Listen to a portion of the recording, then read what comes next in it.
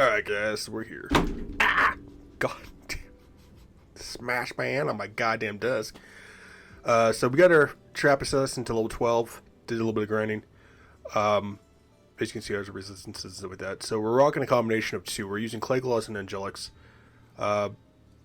Just throw them on there just for that extra 50 defense, but it also gives you the bonus to resistances of 15, which is really nice. Clay gloss is basically a shield, gloves, and the sword.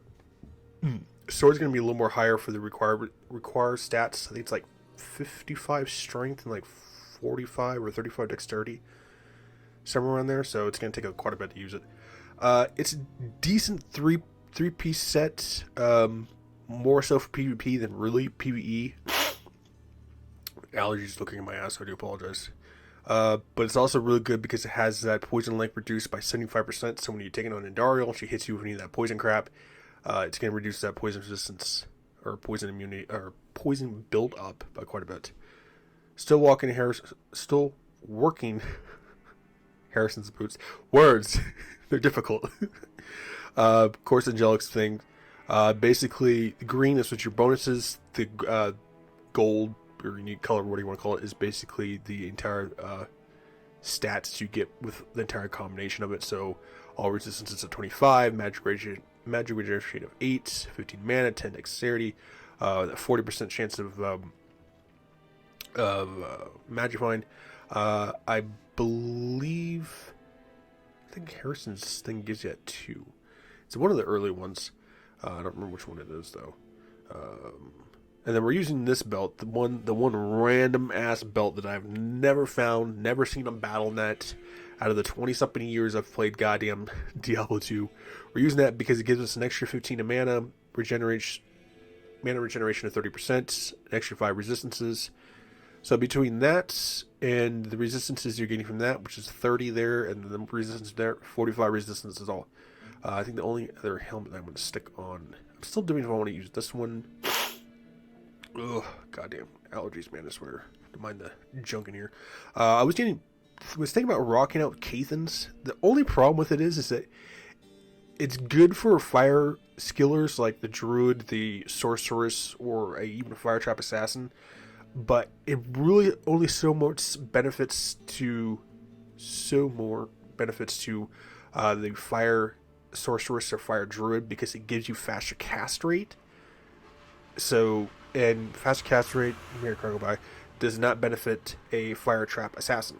Only faster attack speed does. So, but we're going to use it anyways because it gives you that extra cold, and that's an extra 20 mana right there. Oh god damn, these allergies, I swear. They are insane. So we're rocking 126 mana, which each trap costs 13.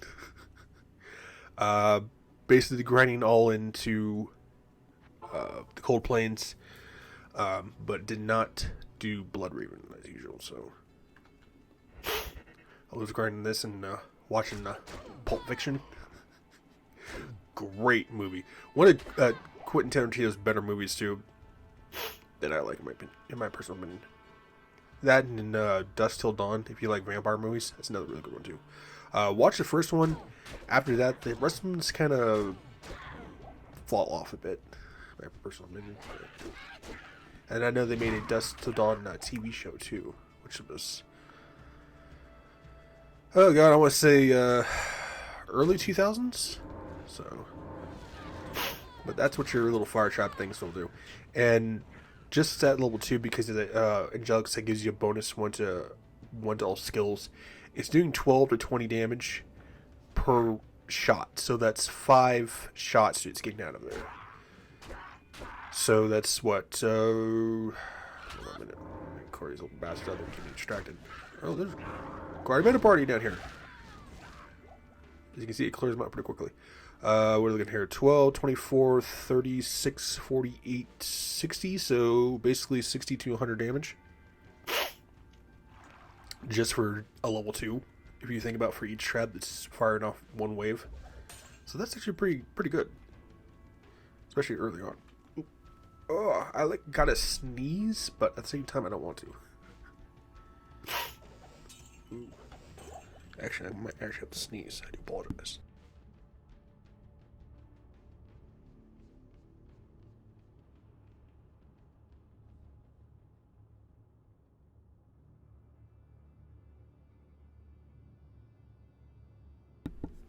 Ooh. I might have to sneeze again.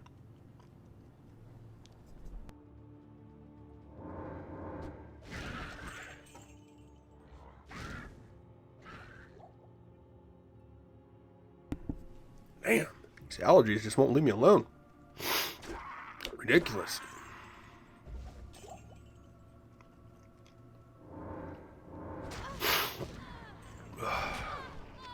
I think you can have like a maximum, I want to say, I think it's like 5 traps for the lightning one. So maybe like 3 for the fire. I'm not sure though.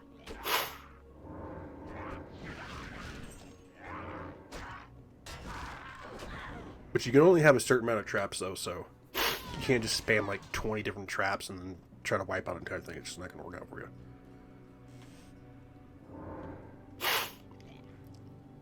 But we're going to go kill Bloodream, so... even then, even in the end, I want to say... I think it's lightning traps, like lightning sentry. I think it's going to still cost you like... maybe 35 or 40 mana per trap. But by that time, you should already have like something almost like 800 something mana anyways. Through all your gear and crap like that, so...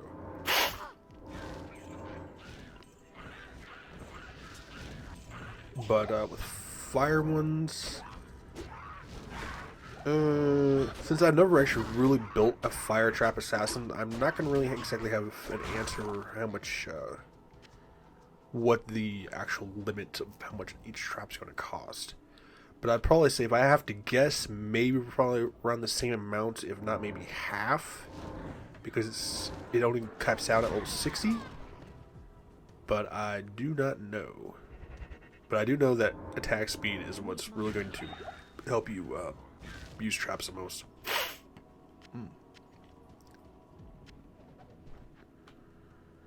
But I gotta get this video out, or at least get this one recorded, because I have a little side job I have to do, so there's a couple of them actually.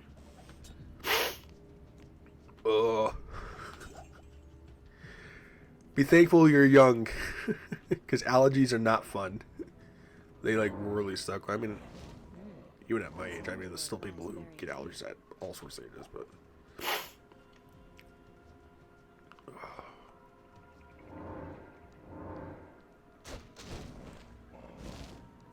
But as you can see, Fire Trap Sin has like probably one of the better wave clears.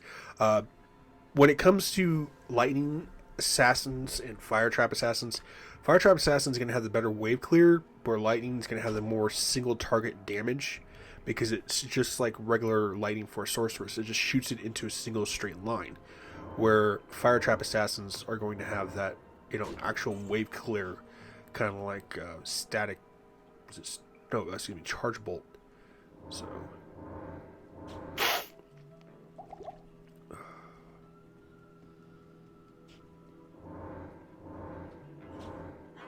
My army will destroy you.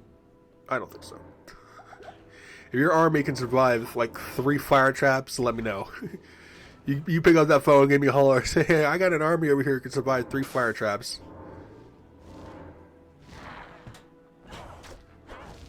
And because I have knock... The hilarious part about this is because I have knockback, because Clayless gloves give you knockback, I just have to throw a couple fire traps in there. Ooh, look at you. Very, very generous. Throw a couple fire traps in there and just knock her back into them. So she's not escaping either way.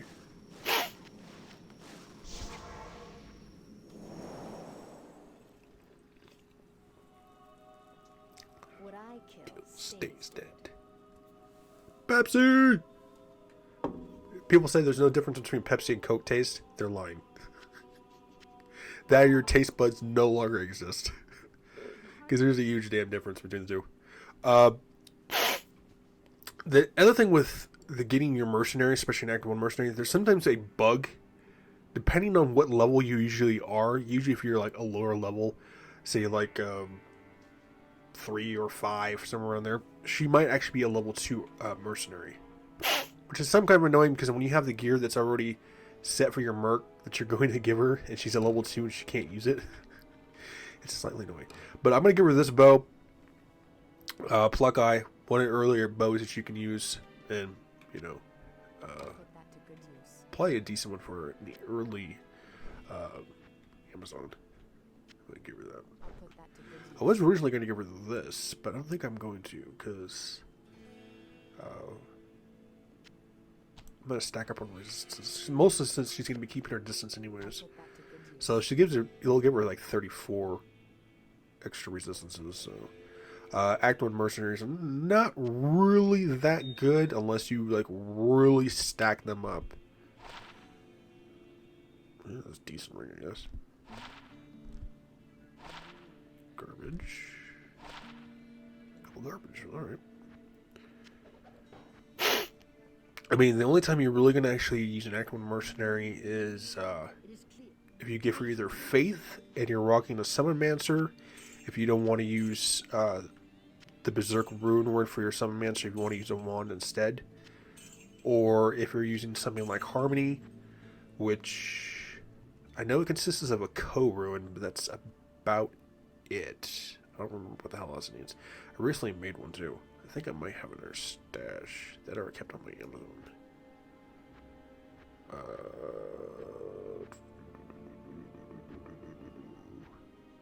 Okay, never mind. I must have kept it on my Amazon. And that reminds me too. I posted it on my Instagram, but I finally our Necromancer we were doing a walkthrough with got him up to like Act 4 Chaos Sanctuary. I had to switch back and forth between that and a Bone Necromancer to get through like Magalair and the Arcane Sanctuary. But got to the Chaos Sanctuary, we killed Diablo, and my Necromancer has 0 magic find. And he dropped me one of the best Amazon weapons you can get. Ethereal Titans. The damage is only like maybe an extra 50 damage, but because they're just so rare, because sometimes they might have a higher enhanced damage itself. But 0 magic find and Diablo dropped me Ethereal Titans. So I was so excited last night. I tested them out. I didn't really see much of a difference because I've been running the pits with my Amazon. And been trying to find the sweet spot for the pits. And everyone beats around the bush and says the same guiding thing. Phil, play the game on the player count you're more comfortable with, or the one you have the best wave clear with. The thing is with that is it's beating around the bush. It's like, just give me a straight answer, because certain areas have a higher chance of certain drops, and it's like, yeah, you can play on player 7 or players 8. The problem with it is is that most enemies are going to have 7 to 8 times as much damage, 7 to 8 times as much health, and then your chances of actually getting those drops as you may be looking for maybe only be 5 or 10% increase, not that much. So you're basically playing on a higher player count for an extra 10 increase, magic find drop rate. You may or may not get that. And talking to somebody on YouTube, apparently he was running the pits on players 1 with his poison Necromancer, which I'm thinking about wanting to try out. He was doing like 10k. But he was finding like Jaw runes and Sur runes, and he did like, it was like 300 something pit runs. But he helped his buddy get a Enigma too, so. But that was actually pretty cool though. But he said players 5 is basically like the sweet spot for the pits, because after that, I mean, the drop chances are basically still the same. They're just only going up by a certain percentage. So, like, say for your favorite spots is the Chaos Sanctuary, one of the most popular ones. So you're trying to get those high runes, or some unique you're trying to get for a Holy Grail, and say players 5 is the sweet spot for those items. Say you're trying to get like a Griffin's Eye, which is actually one of the best and hardest items to get for lightning users, for like a Holy Thunder Paladin, or Holy Shock Paladin, or a Lightning Trap Assassin, or a Jabzon, or Lightning Sorceress. And say players 5 is the sweet spot, you have like an 80% chance of it dropping on players 5. But someone says, no, no, no, no, no, no, don't do players 5. You gotta do players 8. But you only have like a 5% increased chance. So instead of 80%, it's only 85%. But the monsters have 8 times as much damage, 8 times as much health. Are you really going to play in players 8 just for a 5% increase? Just doesn't make any sense. But the pits is a level 85 area, and it can basically drop almost any. I believe it can drop any item in the game. But it's like you're fighting harder enemies for a smaller increase in, item drop rate. So it's like, is it really worth it? But I guess players 5 is the sweet spot. So players 5 is sweet spot. Players 1 if you want like extremely faster clear rate. But I just mostly just do it for rune drops and stuff like that. So trying to go for that second burr rune. Well, we gained our level. We're at 15 minutes right now. So when it comes to basically either, because you're not getting this to what, 24? Yeah, 24. Wake of Fire or maxing out Fire Blast. I'd say still max out Wake of Fire first, then max out Fire Blast, and then Wake of Inferno, because Wake of Inferno is going to be your most useless one. It's just going to be that extra thing for centuries. Ooh, this gets a Death Century. This one gets that much. Yeah, see, you only get the bonuses for Fire Blast and Wake of Inferno, so max that one out. If you want, get the other centuries, so like the Death Century, for that extra damage from Wake of Inferno, fine, but it's not going to really make that much of a difference. Because Wake of Fire is the one that's going to give you the most wave clear, where Wake of Inferno is literally just that, a turret you just place and it just shoots out a little inferno, and that's about it. It ain't going to really give you that much coverage unless you're actually something like in the maggot layer, where it can hit around corners, where Wake of Fire won't be able to do that. So, as usual, use as much strength as you need, much dexterity as you need. I don't even know what the hell you would be rocking with, so I think once we reach 50, I'm going to start putting 2 points in health and 2 points in dexterity and then 1 point to strength.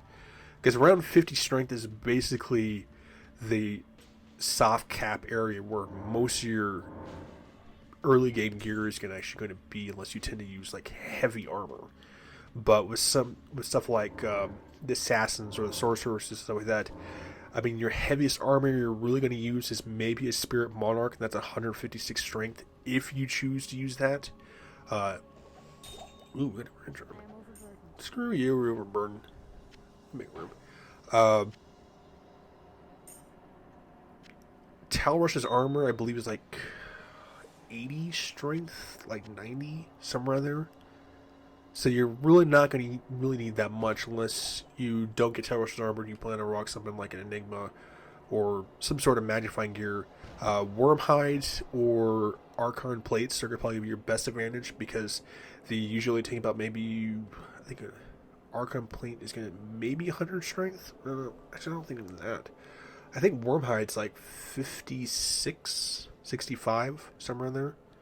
So if you plan to make some sort of rune word, like the sorceress rune word, those probably be your better shots, because it won't take as much strength as you need. And unless you're planning to play in a max block sorceress, you're going to need as much health on that sorceress as you can, because as squishy as she is. So,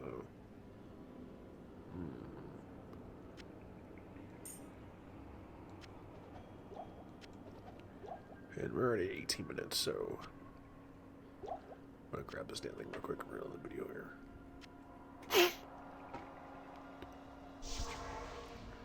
Alright, so we're going to the first video there.